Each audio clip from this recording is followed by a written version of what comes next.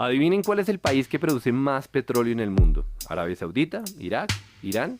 Ninguno de los anteriores. Con 13 millones de barriles al día, el mayor productor es Estados Unidos. La coronación es reciente y es una de las razones por las que se ha caído el precio del petróleo. Estados Unidos está comprando menos porque está produciendo mucho más. Y todo esto tiene un responsable, el fracking. ¿Qué es el fracking? Es una técnica para extraer petróleo y gas de lugares que antes no se dejaban. Rápido repaso geológico. Todo el petróleo está almacenado en formaciones de roca. Algunas de estas formaciones tienen poros o grietas que dejan fluir el petróleo, otras no. Las que no eran un problema para la industria petrolera, pero ahora que existe el fracking ya se puede sacar petróleo de ahí. Es más fácil entender todo esto si hablamos de un concepto clave, la presión.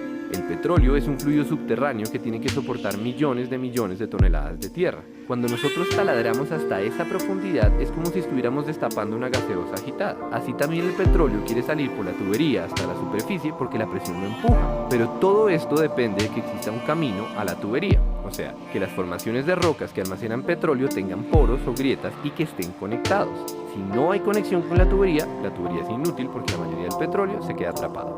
Pues bien, resulta que ahora podemos fracturar las rocas para crear nuestras propias grietas. Eso es el fracking, que formalmente se llama fracturamiento hidráulico. Lo de fracturamiento ya se entiende, y lo de hidráulico es porque se utiliza agua a presión para romper las rocas, agua y arena. Pero la historia no termina ahí.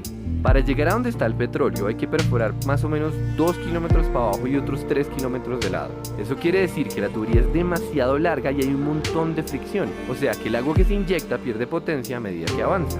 La solución técnica de este problema es mezclar el agua y la arena con químicos que lubrican la tubería y así se combate la fricción que le quita poder al chorro. Pero ese cóctel es una para el medio ambiente y por eso el fracking es tan polémico. Para ser claros, no es que los pozos convencionales sean amigables con el medio ambiente, es que el fracking es peor. Básicamente estamos contaminando grandes cantidades de agua para romper rocas y buena parte del agua sucia que metemos se devuelve a la superficie todavía más sucia porque esas rocas tienen metales pesados y compuestos radioactivos. La contaminación es tanta que ya no es posible tratar el agua para hacerla potable, o sea, esa agüita se perdió para siempre.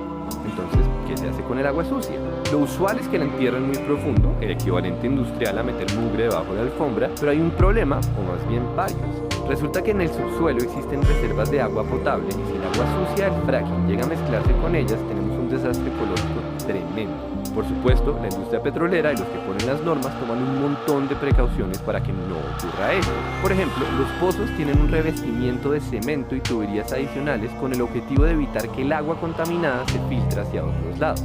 La pregunta es si estas medidas son suficientes y esa pregunta es particularmente relevante en Colombia teniendo en cuenta que las normas se basan en estudios que fueron hechos en Estados Unidos y acá la geología es diferente y poco estudiada. Mientras que en Estados Unidos las reservas de aguas subterráneas no pasan los 400 metros de profundidad, en Colombia ya extraemos agua potable a 1500 metros. Esa diferencia hace más asustadores dos de los tres problemas que tiene el fracking. Problema número 1. Las grietas causadas por esta técnica recorren el subsuelo de forma impredecible. Eso quiere decir que corremos el riesgo de conectar los yacimientos de petróleo y el agua contaminada con otras fuentes de agua. Problema número 2. El casing, o sea, la capa de protección para la tubería, solo llega hasta cierta profundidad, es decir, que el agua contaminada se puede filtrar por debajo. Y problema número 3, el casing es una solución temporal. No se sabe qué pasa después de muchos años de desgaste en la estructura y ya existen varios ejemplos de pozos en los que se comienza a filtrar el agua sucia. Y entre paréntesis, también se ha hablado de la asociación del fracking con el incremento de temblores, pero se argumenta que en los pocos casos en los que ocurre las magnitudes son despreciables.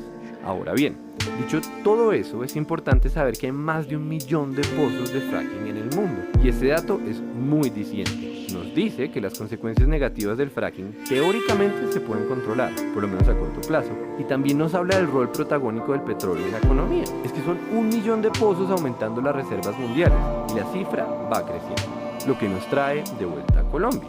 Colombia, que está por encima del 85% de los productores de petróleo del mundo. Colombia, cuya economía depende en buena parte de esta industria, pero también Colombia, la que solo ha explorado 9 zonas en lo que va de este año porque cayó el precio del petróleo y por tanto cayeron las inversiones. Para bien o para mal, esta es una industria a la que pertenecemos y tenemos que tomar decisiones.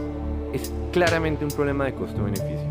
¿Vale la pena asumir el riesgo de que se debilite el sector petrolero? O, dicho al revés, ¿será que vale la pena asumir los riesgos del fracking? La respuesta no es fácil y no queremos decir que la tenemos, pero conviene aclarar una última cosa.